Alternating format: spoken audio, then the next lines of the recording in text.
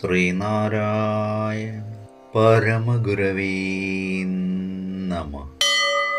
സുപ്രഭാതം. 1762 ദിവസമായി ഇന്ന് 2026 മാർച്ച് മാസം 12 വ്യാഴാഴ്ച.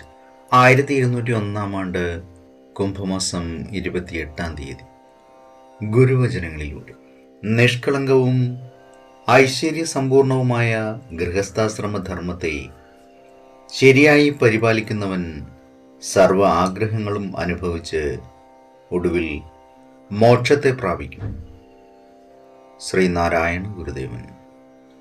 ശ്രീ നടരാജഗുരു എഴുതിയ ഗുരുവരിൽ എന്ന പുസ്തകത്തിൽ അടിയും തിരിച്ചടിയും എന്ന് വിവരിക്കുന്നതിൻ്റെ 4ാം ഭാഗമാണ് ഇന്ന് അവതരിപ്പിക്കുന്നത്. ഈ ആദ്യകാല കൃതികൾ മൗലികമായൊരു ആവശ്യം നിറവേറ്റുന്നുണ്ട്.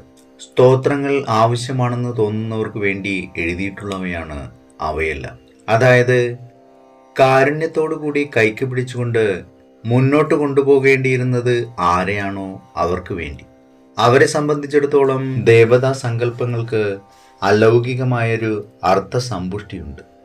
അതിനാൽ അവിടെ നിന്ന് തന്നെ തുടങ്ങി അവർക്ക് പരിചിതമായ ഭാഷയുപയോഗിച്ച് വിശ്വാസ്യതയോടുകൂടി നയിച്ചു കൊണ്ടുപോയി അവർക്കിതുവരെ അജ്ഞാതമായിരുന്ന സൂക്ഷ്മമായ ജ്ഞാനരഹസ്യങ്ങളുടെ മണ്ഡലങ്ങളിൽ അവരെ എത്തിക്കാൻ കഴിയുമെന്ന് ഗുരു കണ്ടു.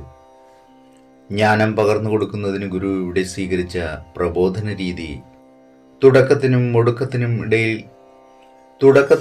ഒടുക്കത്തിനും ഇടയ്ക്കുള്ള ഏതെങ്കിലും ഘട്ടത്തെ ഒഴിവാക്കുന്ന തരത്തിലുള്ളതായിരുന്നില്ല.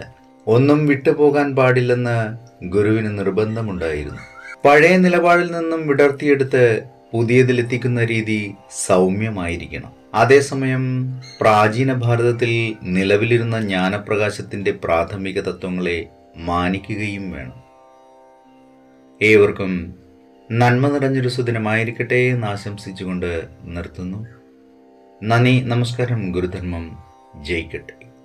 ശബ്ദം നൽകിയത് സുജീഷ് മഹേഷ്.